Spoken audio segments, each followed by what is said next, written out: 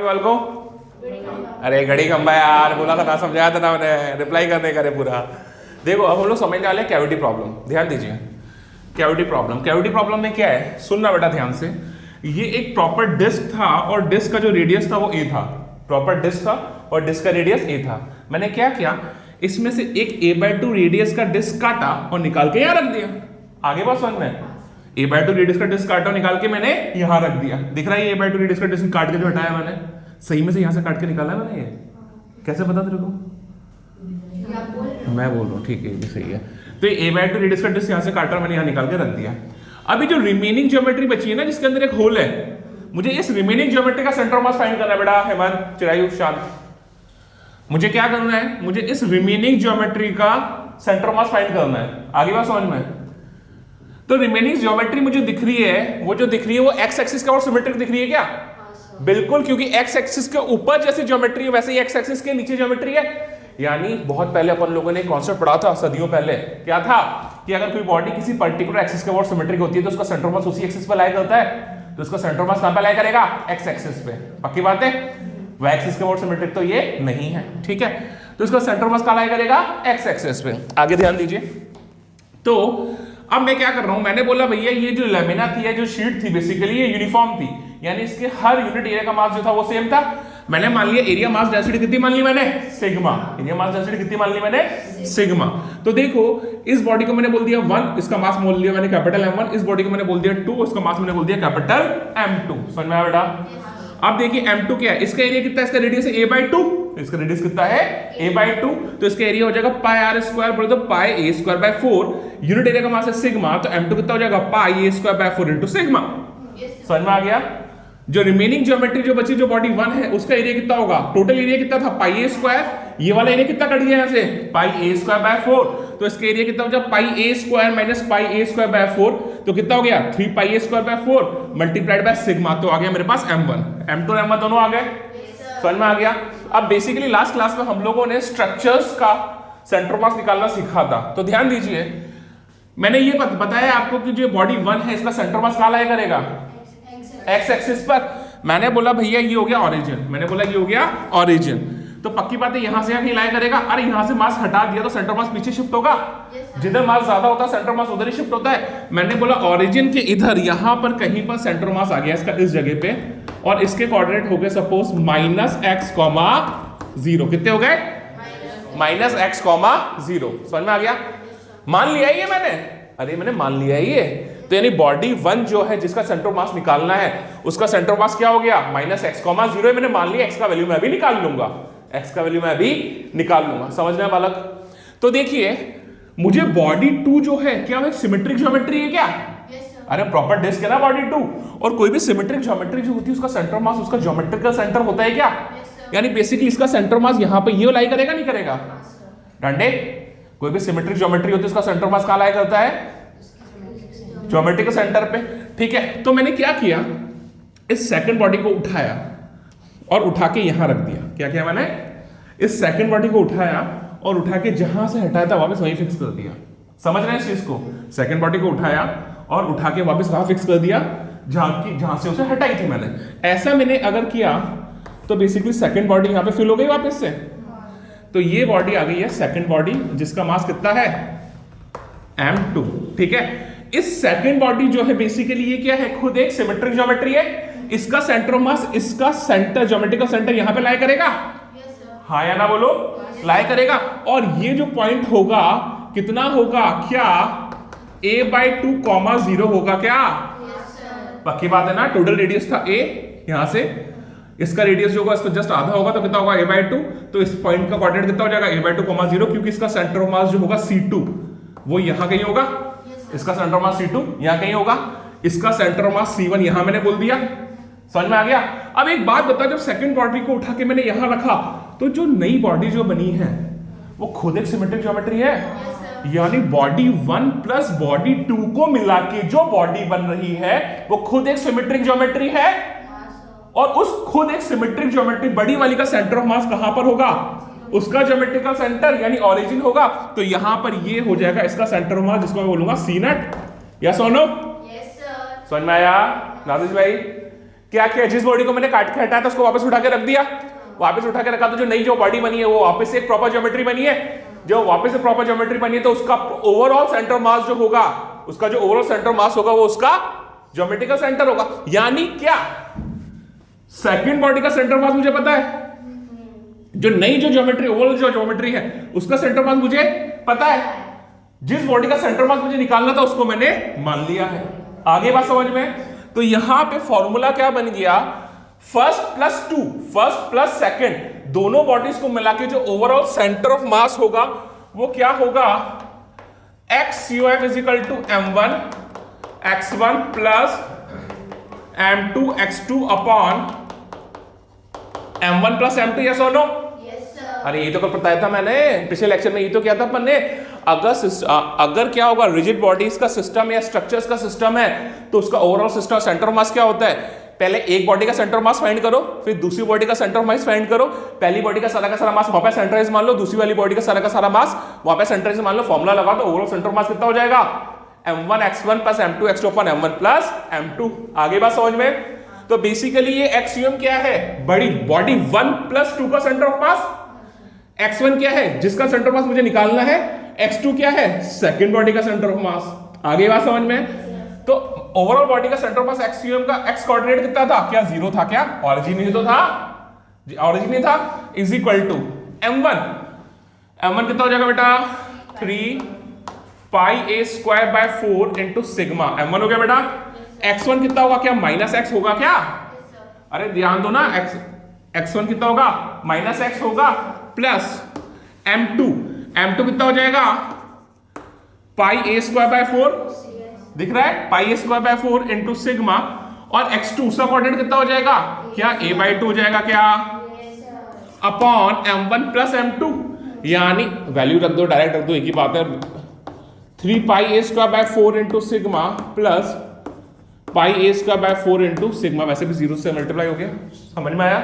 तो देखो क्या क्या कैंसिल हो गया, pi a square sigma by 4, pi a square sigma by 4 common लेके कैंसिल आउट, यहां क्या बचा, यहां बचा 0 is equal to minus 3x plus a by 2, यानी यहां से हो गया 3x is equal to a by 2, यानी यहां से कितना हो जाएगा a बाय 6, यानी जो रिमेनिंग ज्योमेट्री का सेंटर मास यहां पे होगा तो ये वाला डिस्टेंस कितना हो जाएगा, a बाय 6। कॉन्सेप्ट क्लियर है क्या? आई बात समझ में? देखो बेटा सुनिए, नेक्स्ट कैविटी प्रॉब्लम का क्वेश्चन मैं दे रहा हूं, एक आपके पास स्क्वायर शीट है, सुनना प्लीज मिता क्यों नहीं, आपके पास एक स्क्वायर शीट है, उस स्क्वायर शीट का जो एज है 4r है, दिख रहा है 4r है, मैंने यहां से एक r रेडियस का डिस्क काट के निकाल दिया, क्या किया, एक r रेडियस का डिस्क काट के निकाल दिया, बेसिकली यहां से यहां तक 4r है, ये भी r होगा, ये भी r होगा, नहीं यहाँ पे भी पार्ट बचा हुआ और यहाँ पे भी पार्ट बचा हुआ है, यहाँ और यहाँ ये टच होगा, ठीक है, ये x एक्सिस हो गया, y एक्सिस हो गया, बीच में ऑरिजिन है, ठीक है, वही काम करेंगे, इस r रेडियस के डिस्क को मैंने निकाल के रख दिया, यहाँ पे ये पड़ा, दिख रहा है, ये r रेडियस का डिस्क हो गया मेरा, रेडियस कितना है इसका r, ठीक है, यूनिफॉर्म शीट था, क्या था, यूनिफॉर्म शीट था, तो मैंने मान लिया लेट, यही कहते हैं अपन, let area mass density, area mass density कितनी है, सिग्मा, ठीक है, प्लीज ध्यान दीजिए बेटा, इस बॉडी का मास मैंने कितना मान लिया, M1, इस बॉडी का मास मैंने मान लिया M2, ठीक है, एक का M1 और एक का M2। M1 क्या होगा, ध्यान दीजिए प्लीज, M1 का एरिया कितना है, पाई स्क्वायर, ध्यान दीजिए, यूनिट एरिया का मास सिग्मा, तो M1 कितना हो गया, area multiplied by unit area का मास पाई r स्क्वायर इनटू सिग्मा। जो सेकंड बॉडी है, देखिए उसे, जो सेकंड बॉडी है उसका एरिया कितना है, ओवरऑल स्क्वायर का एरिया कितना होता, अगर एच ए है तो ए स्क्वायर होता 4r का स्क्वायर, बोले तो 16r स्क्वायर, तो उसका एरिया हो जाएगा 16r स्क्वायर माइनस डिस्क का area pi r square multiplied by unit area का मास सिग्मा। आगे बात समझ में? तो यहां से जो M2 आ जाएगा वो आ जाएगा 16 minus pi into R square into sigma. समझ में आ गया? क्या करते हैं, मुझे क्या पता है, मुझे ये जो सेकंड बॉडी जिसमें एक होल है, इसका सेंटर मास निकालना है। अगेन ये जो बॉडी है एक्स एक्सिस का और सिमेट्रिक है क्या, यहां से मैंने मास हटा दिया तो सेंटर मास एक्स एक्सिस उधर की तरफ कहीं लाई करेगा। मैंने बोला सेंटर ऑफ मास यहां पर कहीं लाई कर रहा है। इस पॉइंट के कोऑर्डिनेट्स हो गए x, 0। कितने हो गए? x, 0। समझ में आया? समझ में आया? पक्की बात है। क्या करें? अरे क्या करें, वापस इस डिस्क केस को उठा के यहां पे फिल कर दे। जो फर्स्ट बॉडी उसको उठा के वापस से यहां पे फिल कर दे। फर्स्ट बॉडी को उठा के मैंने वापस से यहां पे फिल कर दिया, ठीक है। तो फर्स्ट बॉडी एक सिमेट्रिक ज्योमेट्री है, उसका सेंटर मास मुझे पता है। उसका सेंटर मास कहां पर होगा? उसका ज्योमेट्रिकल सेंटर। इस पॉइंट के कोऑर्डिनेट कितने हो जाएंगे? -r, 0। यस और नो? पक्की बात है। -r, 0। जो ओवरऑल बॉडी जो बनी है, यानी ये तो हो जाएगा आपका C1, C2 मैंने यहां पे मान लिया है। पक्की बात है। सेकंड बॉडी का सेंटर मास एक्सिस मैंने यहां मान लिया है। जो ओवरऑल बॉडी जो बनी है, उस ओवरऑल बॉडी का सेंटर मास कहां पर होगा? अरे वो तो प्रॉपर स्क्वायर बन गया ना वापस, 0, 0। तो यहां पे ये हो जाएगा C नेट ओवरऑल बॉडी का सेंटर ऑफ मास। समझ में आ गया क्या? यानी मुझे फर्स्ट बॉडी का सेंटर मास पता है, मुझे ओवरऑल बॉडी का सेंटर मास पता है, सेकंड बॉडी का सेंटर मास मैं इजीली निकाल दूंगा। क्या फार्मूला क्या था? फॉर्मूला था XUM = m1x1 plus m2x2 upon m1 plus m2। पक्की बात है। यानी x COM जो हो जाएगा m1, अरे m1 कहां गया? ये रहा, यानी पाई r² सिग्मा, ठीक है। x1 कितना हो जाएगा? -r प्लस m2 कितना हो जाएगा? 16 - pi into r² into sigma, और x तो मुझे उसका निकालना है, तो x2 हो गया x डिवाइडेड बाय ओवरऑल मास देख लिया मैंने, तो कितना हो जाएगा? पाई, पूरा एक साथ रख दो या अलग अलग m1 m प्लस m2 रख दो, एक ही बात है। पाई r² सिग्मा प्लस 16 - पाई r² इंटू सिग्मा। आगे बात समझ में? वैसे भी 0 XCM कितना होना चाहिए? ओवरऑल कितना होना चाहिए? 0 होना चाहिए। पक्की बात है। तो यहां से पाई बचेगा, पाई बचेगा। तो यहां से r² सिग्मा, बेटा बात नहीं, r² सिग्मा दोनों, तो यहां हो जाए -पाई r plus 16 - pi into x। कितना हो गया? 0 हो गया क्या? तो यहां से जो x आ जाएगा कितना आ जाएगा? पाई r upon 16 - pi. This is the answer. कोई प्रॉब्लम? देखिए बेटा, सारी बॉडीज के सेंटर मास निकालने सीख लिया हम लोगों ने। Discrete mass system, continuous mass system, दोनों का कॉम्बिनेशन, कैविटी प्रॉब्लम, सारे सेंटर मास निकालना सीख चुके हैं, ठीक है। कैविटी प्रॉब्लम छूट गया ना आपका, अभी मैं यूट्यूब पे अपलोड कर दूंगा, देख लीजिएगा प्लीज, ठीक है। हाँ, और आगे सुनिए। अब इसके नेक्स्ट पार्ट में पढ़ते हैं motion of centre of mass. क्या पढ़ने वाले? Motion of centre of mass. देखिए, motion of centre of mass में सपोज एक डिस्क्रीट मास सिस्टम है, कंटिन्यूस भी हो सकता है, सारा का सारा मास में कहाँ सेंटर मान रहा हूँ? उसके सेंटर ऑफ मास में। ये x एक्सिस हो गया, y एक्सिस हो गया, और ये z एक्सिस हो गया।